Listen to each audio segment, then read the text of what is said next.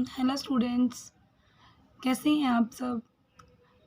Welcome back chemistry की class में। आज जो हमने टॉपिक डिस्कस करना है वो टॉपिक है हमारे पास पीरियोडिक टेबल एंड पीरियोडिसिटी। सबसे पहले हम इसकी हिस्ट्री के बारे में बात करेंगे, यानी इसका बैकग्राउंड चेक करेंगे। First to recognise the element John Dobereiner 1782-1849 इसकी डेट ऑफ बर्थ थी। लॉ ऑफ ट्रेड्स, सबसे पहले एलिमेंट्स को किसने क्लासीफाई किया? जॉन डॉब्राइनर ने। ठीक है, इसने लॉ ऑफ ट्रेड के बारे में बताया, यानी इसने हर एलिमेंट को तीन तीन के ग्रुप में तरतीब दिया। He arranged element in group of 3, so the average of first and third is equal to the atomic mass of second element। तो atomic mass की वो second के इक्वल होती है। और ये एग्जाम्पल गिवन है, लिथियम, सोडियम, पोटाशियम, यहाँ पर इनका बताया गया, यानी trade system, law of trade. Next हमारे पास जो मॉडर्न पीरियोडिक टेबल से जो पहले जितनी भी क्लासिफिकेशन है वो एटॉमिक मास की बेस पे हुई है। ठीक है, जितनी भी, जब हमारे पास मॉडर्न पीरियोडिक टेबल नहीं हुआ था अभी तक, उसकी डिस्कवरी, तो उससे पहले जो भी बेस थी ना वो क्या थी? एटॉमिक मास की। ठीक है, एटॉमिक मास के बेस पर ही मॉडर्न पीरियोडिक टेबल से पहले जितनी भी क्लासिफिकेशन थी की गई। नेक्स्ट साइंटिस्ट है न्यूलैंड, लॉ ऑफ ऑक्टेव्स। ठीक है, जो न्यूलैंड थी इन्होंने भी एटॉमिक मास की बेस पे ही किया था कि हर आठवां एलिमेंट जो उसकी प्रॉपर्टी से पहले रिजेंबल करती है। इन्होंने बताया था कि arrangement of elements in rows, so the property of every element resemble the first one, कि वो अपनी पहली वाली से जो पहली वाली प्रॉपर्टी है उसे रिजेंबल करती हो। 1864 में उन्होंने ये कंसेप्ट दिया था। तो 1864 में इन्होंने ये कॉन्सेप्ट दिया था। इसके बाद नेक्स्ट साइंटिस्ट थे हमारे पास जूलियस लोदर मेयर। इन्होंने बताया था कि जो समटाइम्स ये भी कहा जाता था कि इसने मेंडलीव के पीरियोडिक टेबल में भी मदद की, कि जो मेंडलीव थे उनको भी इन्होंने जो न्यू हमारे पास पीरियोडिक टेबल आया उसमें हेल्प की थी। और इसके एटॉमिक मास की जो कर्व थी ना, यानी ग्राफ बनाया था, उसमें एटॉमिक मास जो है ना उनकी वर्सिव और भी कुछ फिजिकल प्रॉपर्टी को डिस्कस किया। एक जैसी प्रॉपर्टीज रखने वाले इस ग्राफ में एक जैसी पोजीशन पे थे। इन्होंने बताया curve between atomic mass and physical property, यानी density, melting point, boiling point, so the having elements similar property occupy the same position on curve। तो इन्होंने ये बताया कि जो है ना एक जैसी प्रॉपर्टी रखने वाले इस ग्राफ के अंदर एक जैसी ही पोजीशन पे थे। इसके बाद मॉडर्न जो पीरियोडिक टेबल है हमारे पास मेंडलीव ने दिया था। तो मेंडलीव ने 1872 में हमारे पास जो पीरियोडिक टेबल दिया था, डीमेट्री इनका नेम है, लेवांशी मेंडलीव। इनकी date of birth, date of death 1834 to 1900 है। ठीक है, इन्होंने कहा कि all the classification are based on atomic masses. इन्होंने क्या कहा है? इन्होंने कहा है कि जो है ना बेस, एटॉमिक बेस की बुनियाद पर था। इसमें जो रोज एंड कॉलम्स थे, मेंडलीव के मुताबिक उन्होंने क्या कहा कि पीरियोडिक टेबल के अंदर रोज एंड जो कॉलम्स हैं ये एटॉमिक बेस की बुनियाद पर था। ठीक है, इन्होंने ये डिस्कवर किया।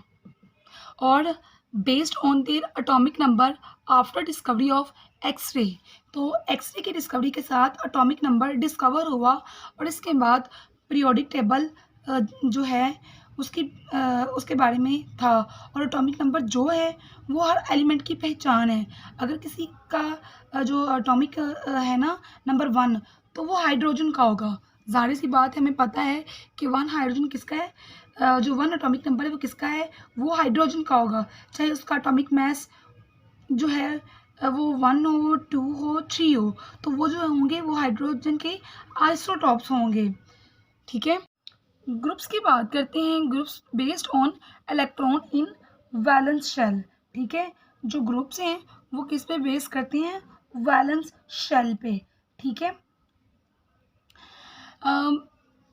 Previously 8A and 8B groups, ठीक है, मतलब कि जो मतलब ओल्ड था उसमें हम बात करते हैं कि जो वो था वो 18A और 18B था, ओके। अब तक 118 एलिमेंट्स हैं जो वो डिस्कवर हो चुके हैं, और जिसका आयोपिक ने बाकायदा ऐलान किया है। कुछ फीचर्स हैं, मेल्टिंग पॉइंट, वो मॉडर्न पीरियोडिक टेबल के ग्रुप्स हैं जो ओल्ड थी, यानी 8A एंड 8B वो ग्रुप्स थे।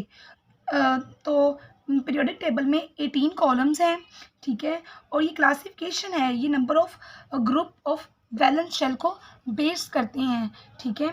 उसके बाद जो नोबल गैसेस है हमारे पास, वो हमारी 18 ग्रुप की 18 जो ग्रुप है हमारे पास वो नोबल गैसेस का ही है, ठीक है। और इसके बाद element in group 1 to 2, elements में जो ग्रुप्स हैं 1 to 2 वो एस ब्लॉक के एलिमेंट्स हैं, ठीक है।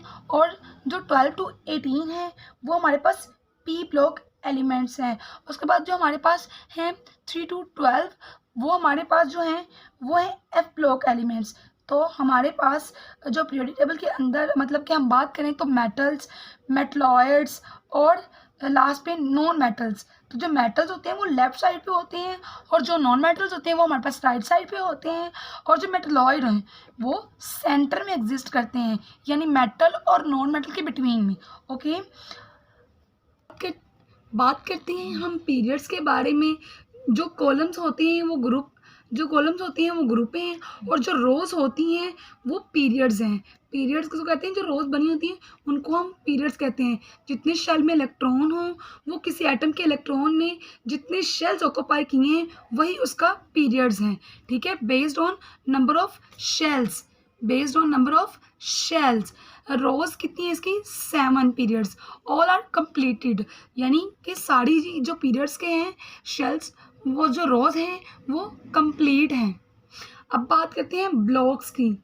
ब्लॉक्स हमारे पास है ना, जो मतलब मिसाल के तौर पर हाइड्रोजन है तो उसका फर्स्ट शेल में इलेक्ट्रॉन है तो वो 1 होगा, और लिथियम के 2 शेल्स हैं यानी वो सेकंड पीरियड में से ताल्लुक़ रखता है। सोडियम का 3 शेल्स है तो वो थर्ड पीरियड से ताल्लुक़ रखता है। इसी तरीके से 7 पीरियड्स हैं। अब 118 जो हमारे पास हैं एलिमेंट्स वो ऑल आर कंप्लीटेड हैं, यानी 7 पीरियड्स में वो कंप्लीट हैं। हाइड्रोजन का 1 शेल नहीं है, लिथियम के 2 शेल नहीं हैं, ये वो हैं जिसमें इलेक्ट्रॉन मतलब फिल होते हैं लेकिन शेल में स्पेस होती है और इसकी लिमिट है, यानी वो इन्फिनिटी तक होती है। इस तरह हाइड्रोजन का स्पेक्ट्रम पढ़ते हैं तो हम कहते हैं कि इलेक्ट्रॉन जो हैं वो एग्जिट करते हैं, यानी जब वो वापस आते हैं तो वो क्या करते हैं, वो लैमर, ब्रैमर, प्रैचन्स और प्रैकन की जो होती है ना मतलब सीरीज़, फंडामेंटल सीरीज़ वो शो करते हैं। अब जो हाइड्रोजन में एक ही शेल है तो इलेक्ट्रॉन कहाँ जाएंगे, वो वापस कैसे आएंगे। इसका मतलब है कि फर्स्ट शेल के अलावा और भी बाकी शेल्स हैं और शेल्स पर एटम में इन्फिनिटी होती है और इसकी कोई लिमिट नहीं है, यानी उनमें स्पेस होती है। इसके अलावा हम बात करते हैं ब्लॉक्स की, बेस्ड ऑन इलेक्ट्रॉनिक कन्फिग्रेशन, जो किससे बेस करते हैं, इलेक्ट्रॉनिक कन्फिग्रेशन की, यानी उसके जो आउटर मोस्ट हैं इलेक्ट्रॉन्स जो वो हैं वो एस में पाए गए जाएंगे, वो एस ब्लॉक्स में होंगे तो वो मतलब सेकंड और फर्स्ट ग्रुप एस में होते हैं। उसके बाद जो हमारे पास 8A हो गया से थर्ड तक जो हैं वो पी में होते हैं, यानी SPDF ब्लॉक्स में जो एग्जिस्ट करेंगे इलेक्ट्रॉनिक कन्फिग्रेशन की बेस पे। अब हम बात करते हैं classification of elements based on SPDF orbitals की, ठीक है, यानी पी में कुछ मेटल्स हैं कुछ नॉन मेटल्स हैं, एस में 2 इलेक्ट्रॉन्स होते हैं तो इसके अलावा जो ग्रुप में भी 2 ही हैं मतलब हीलियम। पी जो ब्लॉक है उसमें क्या होता है 18 होते हैं, यानी वो ग्रुप नंबर 13 तक है। पी जो है इनके ऑर्बिटल में 6 इलेक्ट्रॉन्स होते हैं और ये ग्रुप भी 6 ही है, यानी अगर हम ऑल्ट की बात करें तो 3A to 8A, यानी डी ब्लॉक ट्रांजिशन, ये लार्जेस्ट ब्लॉक है। डी ऑर्बिटल में 5d ऑर्बिट होते हैं, यानी ये लॉन्गेस्ट ग्रुप ऑफ एटम है, मतलब कि इसके अंदर 10 इलेक्ट्रॉन्स होते हैं। और उसके बाद जो एफ ब्लॉक है वो इनर ट्रांजिशन एलिमेंट्स होते हैं।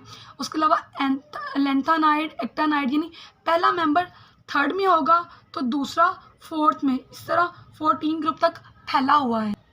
जैसा कि पीरियोडिक टेबल में दिखाया गया है, यानी कि एस ब्लॉक एलिमेंट्स हैं ये, ठीक है, एस ब्लॉक एलिमेंट्स। और इसके अलावा ये हमारे पास यहाँ पर पी ब्लॉक एलिमेंट्स हैं, और ये ट्रांजिशन यानी डी ब्लॉक एलिमेंट्स, ये इनर ट्रांजिशन एलिमेंट्स जिनके बारे में मैंने अभी अभी आपको बताया है। यानी पी में कुछ मेटल्स हैं, कुछ नॉन मेटल्स हैं, और एस में 2 इलेक्ट्रॉन होते हैं, तो इसके ग्रुप में भी 2 ही हैं, यानी हीलियम। अब बात करते हैं हम कि मतलब जो हमारे पास ग्रुप 13 to 18 पी ब्लॉक है, तो पी जो है इनके ऑर्बिट में 6 इलेक्ट्रॉन्स होते हैं, और ये ग्रुप भी 6 ही है, ठीक है। और जो डी ब्लॉक है यानी 3a to हमारे पास है 8b, ऐसे ब्लॉक को हम डी ब्लॉक कहते हैं। ट्रांजिशन यानी लार्जेस्ट ब्लॉक है जो, अब लैंथेनाइड, एक्टानाइड, ये है इनर ट्रांजिशन, ठीक है, इसको हम एफ ब्लॉक भी मतलब कहते हैं। अब हम बात करते हैं नेक्स्ट इससे। S block consist of group 1 and 2 and helium. जो एस ग्रुप है हमारे पास वो जो है वो ग्रुप 1 and 2 है। उसके बाद group 1 element have partially field S orbitals with 1 electron. जो ग्रुप 1 के एलिमेंट हैं वो मतलब पार्शियली हाफ फिल्ड होते हैं एस ऑर्बिटल्स विथ 1 इलेक्ट्रॉन। उसके बाद हम बात करते हैं ग्रुप 2 के एलिमेंट्स की, are completely filled S orbitals with 2 electrons. ये क्या करते हैं, ये कम्प्लीटली फिल्ड होते हैं जो ग्रुप 2 के एलिमेंट्स हैं। After the S orbital is filled, valence electron occupy the P orbital. After the S orbital is filled, valence electron occupy the P orbital.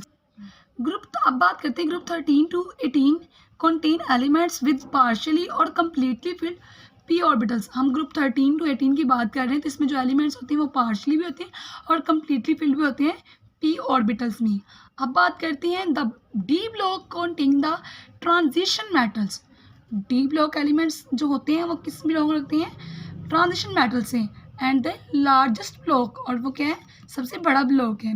The 5d orbitals can hold 10 electrons. हमने भी बताया था मैंने आपको periodic table में कि जो होते हैं ना डी ब्लॉक एलिमेंट्स, तो उनके डी ऑर्बिटल्स में 10 इलेक्ट्रॉन्स होल्ड करते हैं। Spain 10 groups on the periodic table. The F block contain the inner transition metals. और जो एफ ब्लॉक हैं वो किस में होती हैं, इनर ट्रांजिशन में। जो हमने अभी बात की थी लैंथेनाइड और एक्टानाइड की, जो पीरियोडिक टेबल से नीचे 2 रोज थी उनको। The F orbitals hold 14 electron and F block span 14 groups, ठीक है। आई होप कि आपको इसमें कोई कन्फ्यूजन नहीं होगी, क्योंकि ये बहुत ईजी था और हमने हिस्ट्री से रिलेटेड बात की है पीरियोडिक टेबल की, ठीक है। इंशाल्लाह अब हम नेक्स्ट टॉपिक में इसके बारे में क्वांटम नंबर के बारे में भी डिस्कस करेंगे, और भी इसके बारे में सारी थ्योरीज को डिस्कस करेंगे इंशाल्लाह। आई होप कि आपको समझ आई होगी। आप इस जो लेक्चर को आगे भी शेयर कीजिए, ताकि ये जो पढ़ाई का सिलसिला है ये जारी रहे, पढ़ने पढ़ाने का। और अगर आपको कोई भी इसमें मतलब कि कन्फ्यूजन हो तो प्लीज़ मस्ट आप कमेंट कीजिएगा। ओके, अल्लाह हाफिज़।